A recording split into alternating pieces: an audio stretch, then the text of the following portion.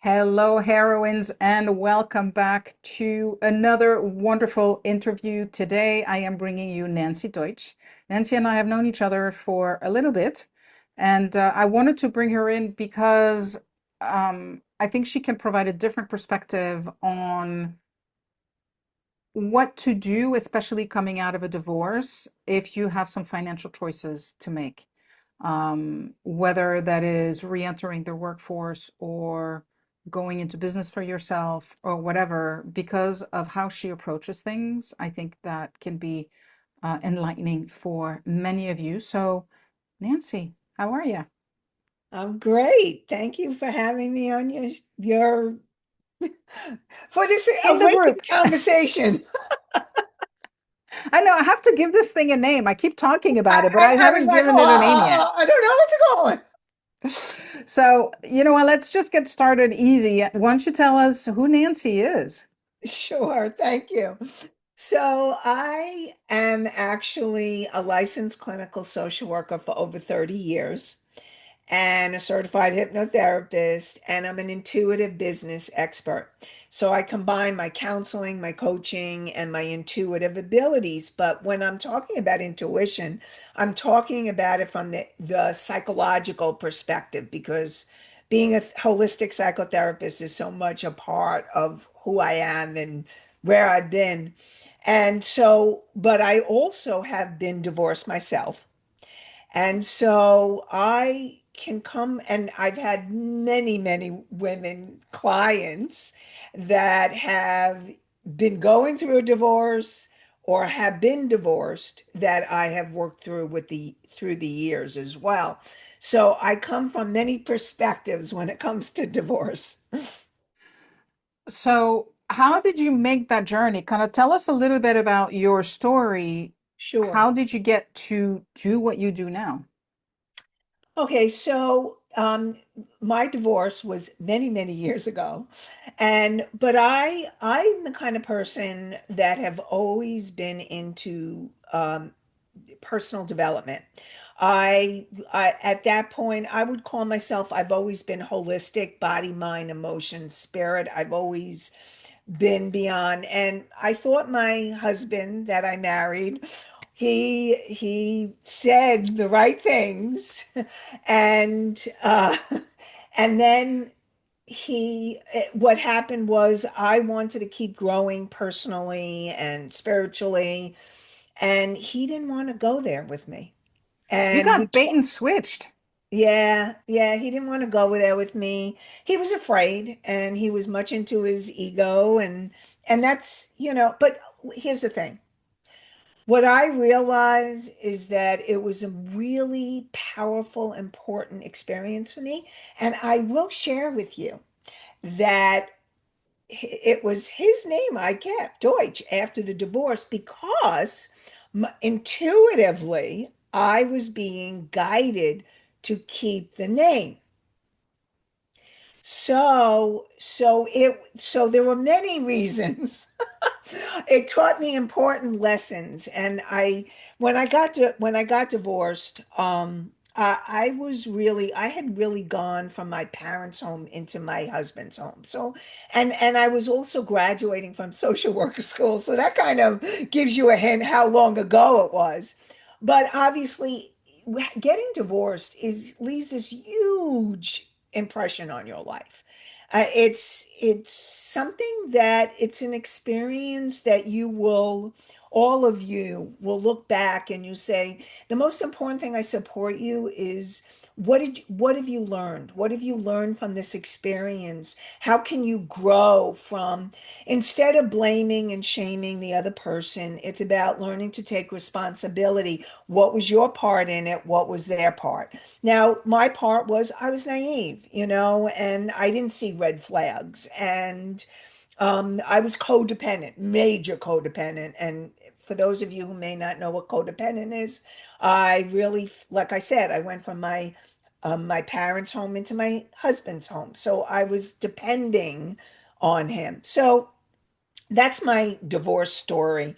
And then I was also graduating from social work school, and And it was, so I was young. I was definitely young. And I also feel that what happens very often, because I've seen this with many of my clients, is that as you get older and you grow older and you learn and you have personal growth, either A, your paths, it just doesn't work anymore because you want to go one way, they want to go the other.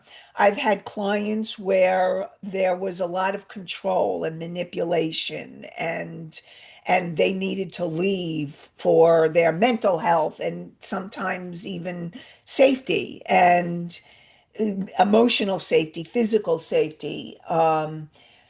Anyway, so what happened was as I started growing psychologically, really on every level, personally and professionally, and getting more and more into holistic work, I one of the things, and this was part of that codependency, where I was looking for everyone else to make the decisions for me instead of me making the decisions.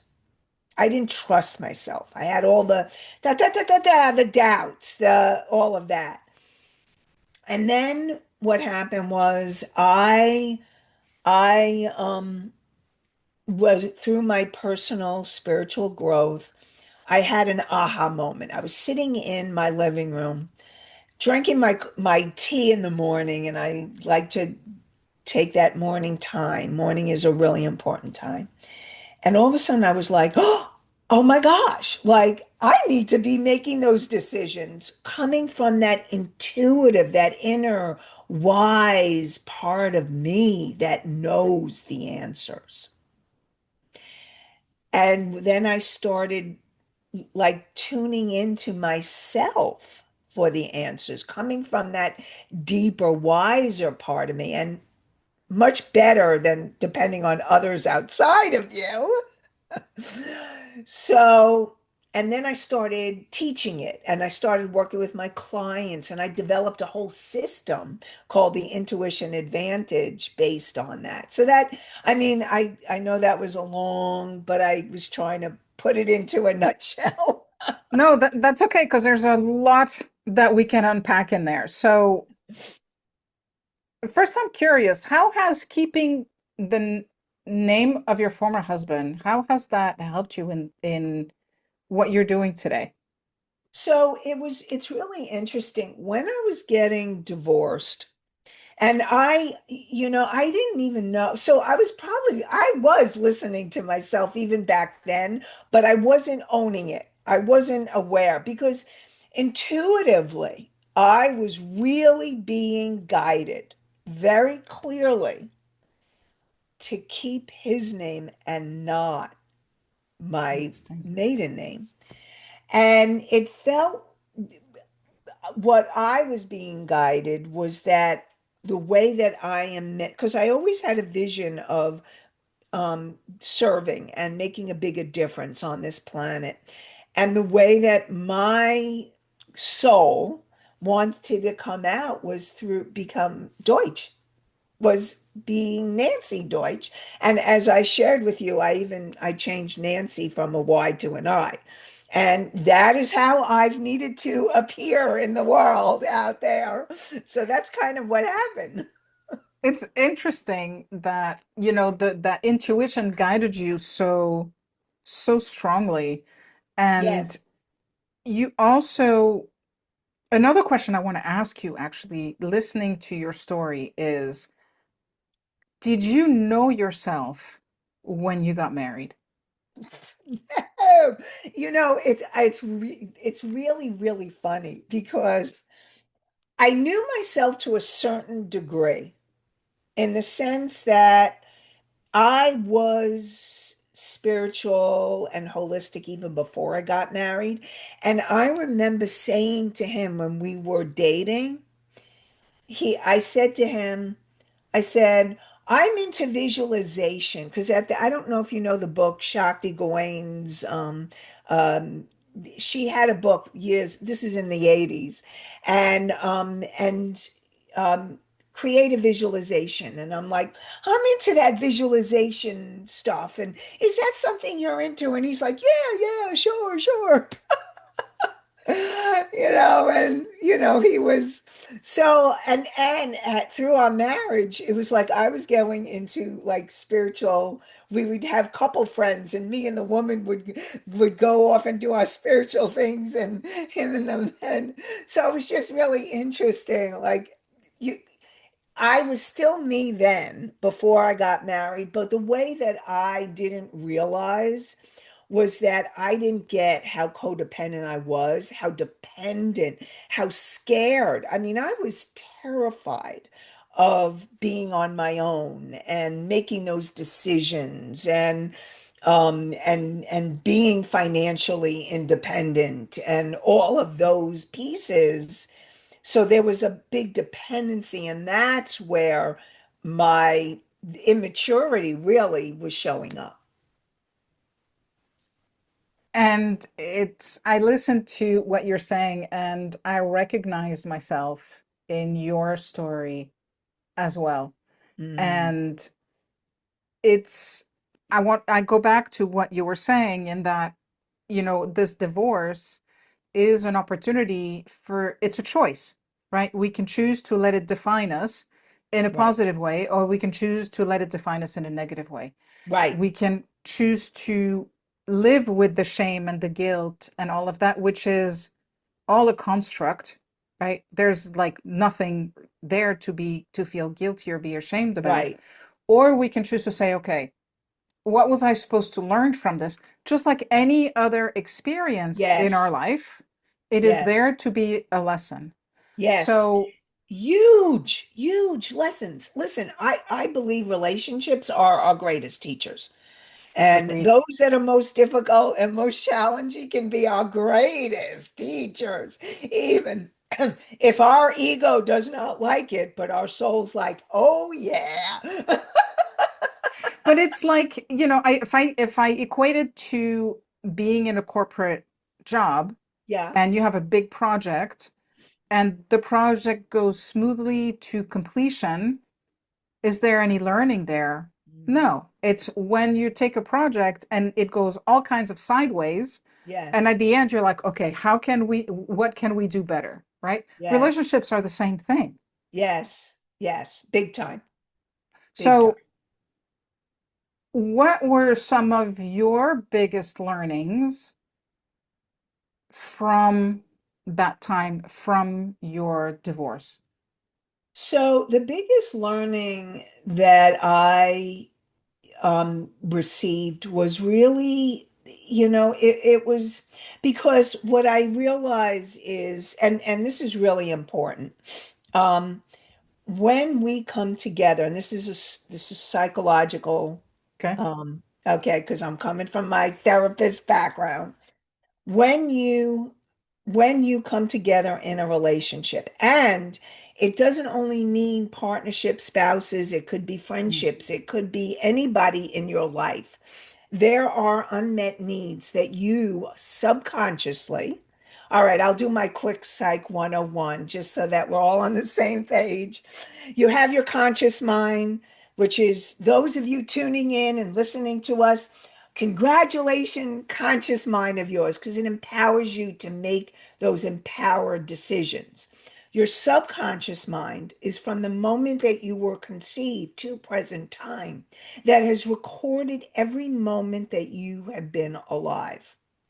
And your subconscious mind, the way that you were treated growing up from your parents, no matter how good or bad or somewhere in between they were, there are unmet needs, unmet things that you are looking for subconsciously. And then I talk about the superconscious mind, which is our higher aspects of self, your what I call your higher self, that wise, unconditionally loving part of you and your soul, this core energy essence of who you are.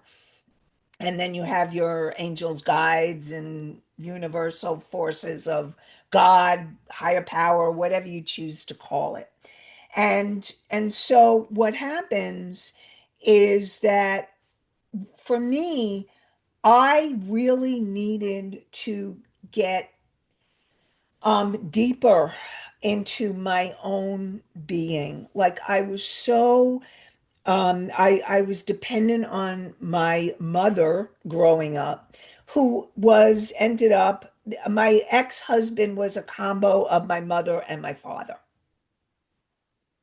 And that very often happens that your partner or spouse or friend or whatever, they're those unmet needs. And that's why it's really important to become aware of what those subconscious patterns are so that you don't have to keep continuing them. So I was learning those subconscious patterns from that experience so that I wouldn't be making the same mistakes in relationships again and again. And if you don't learn, you will continue to repeat the pattern over and over. So people who are like in their second, third, and fourth marriage, and they're like, why am I still doing that? It's because they haven't gotten the lesson, they haven't healed their subconscious patterning. And I support you all to do your clearing. And it's so funny to hear you say that because I know I wasn't aware until I started digging, right? Right, After the divorce, I was like, okay, I am never doing that again. right, What do I right. need? What do I need to do? But when you're in the midst of things, it can be hard to have those moments of Right. awareness. So for somebody who hasn't yet or who doesn't yet understand that awareness is that first step and Yes. might not be Yes. familiar with the fact that there, when we pay attention, right? Yes. So how do you get started on that journey of becoming aware? You become aware. It's first of all, those of you who are listening to this right now, there may be seeds planted, or you're open, or you're willing to be on the journey. So congratulations, you. Um, so it's really about, I would say the best word that I can, that's in the lingo now, is mindfulness. Because when you start becoming mindful, mindful of what you're thinking, mindful of how you're feeling, you're gaining awareness. And would you say mindfulness equals paying attention? Yes. Okay. So it's when you, like, for example, a lot of the things that I teach, I have a TV show and a podcast also, so I'm always talking about a lot of this stuff on my TV show and podcast. When you, like right now, I'm talking a lot about anger and dealing with anger and how to have those conversations and all of those things. So I can put the link to that in afterwards as well. Um, so it's becoming aware of what you're thinking and asking yourself, like even let's say anger or hurt or pain, is what's going on for me right now? What's getting Mm. triggered? It's asking yourself the questions and taking time to feel. And I also say to feel, in order to heal, you need to feel. But you also want to make sure that you're feeling without hurting yourself, someone Mm. else, or the environment, because you don't want to be acting out. And especially in divorce situations, it's really, really, and when you have kids, I mean, whether you have kids or not, but especially when there's kids, I mean, it's really important to be aware of how you are, because your kids are watching everything that's going on and they are like sponges. And so you want to make sure that you're handling yourself. And the more aware you are, and the more you're asking those questions. And it's also about taking time for yourself and Mm. allowing yourself to take that time to give yourself that alone time so that you can do your inner work. Okay. And also, of course, it's reaching out to coaches that can help you, like you, Alex, who help people through divorces and that kind of thing, or going or reaching out for therapists. Because if you're stuck in trauma, then you want a therapist, a counselor that can help you move through it. Mm, no doubt. Thank you for that. And I want to go back to you were talking about before manipulation and control and being in relationships where that dynamic plays out. Yes. For somebody who's either experienced that or continues to experience that, even though they are separated, how does one disentangle from that? From the control and manipulation. Hmm. Well, the first thing is the awareness that it's happening, number one. Number two is it's not getting hooked in. Because a lot of times if someone's guilting you, then you need to say, I refuse, I am not going to be guilted. Like trying to manipulate and control me through the guilt. Or if they're using money or they're using some other kind of, like, how are they manipulating and controlling? And what I really want to support all of you is to think about, how can you take your power back? Like, what do you need to do to take your power back and not get hooked in to that control and manipulation? And that is going to be different for everyone because Everyone. everybody's That's right. circumstances is going to Exactly. be different. Exactly. But what have you seen?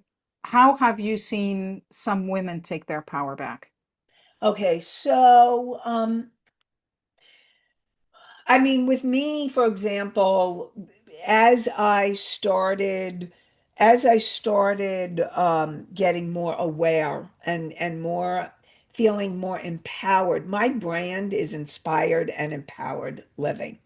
And I'm all about inspiring and empowering people, especially women, to feel and to take back their power. So it's about becoming aware of the patterns and then saying no. Like, one of the biggest things is people manipulate and control, like, oh, can you do this and can you do that? And if you're a people pleaser and you don't say no, you will be controlled and manipulated and get burnt out if you don't. So They'll learning to gobble you say right no. up. What? They'll gobble you right up. Exactly, exactly. So taking your power back is learning to say no, standing up for yourself, really, like, setting your boundaries. That's huge, huge. Yeah. And it's easier said than done when you're not practiced. Yes, and that's why you need to practice, and that's also why you need support. Yeah. Because I don't think any of us, like, I will tell you that through the years, I've had therapists, I've had coaches, I've had healers. I really believe we need a team. We need a team of people that are going to help us through to get to the other side and move through. And I really believe, like, I'm all about coaching. um if you're a woman, like, for me, my expertise is now helping women to grow their business. So if there's a woman out there that you're wanting to start your business or grow a business, or and you're really wanting to learn more about how to do that, that's my expertise now. And I know, Alex, yours is helping them through the divorce process. So you want to reach out for that support. Yeah. Agreed. Agreed. So, as we're coming to a close, anything that you think is important for our heroines to know that we haven't talked about yet? Any final thoughts? There's so many pieces. Like, I could probably just go, I love to talk, can you tell? We could go on and on. So there's so many pieces. And a lot of times I invite people to ask questions. They can tag me. because it's your Facebook group. But I guess if they tag me, I Mhm. can answer questions. So if there's anything that's coming up, I guess also intuitively, let's talk intuition, which I didn't really get because I was very psychological. See, there's a psychological orientation.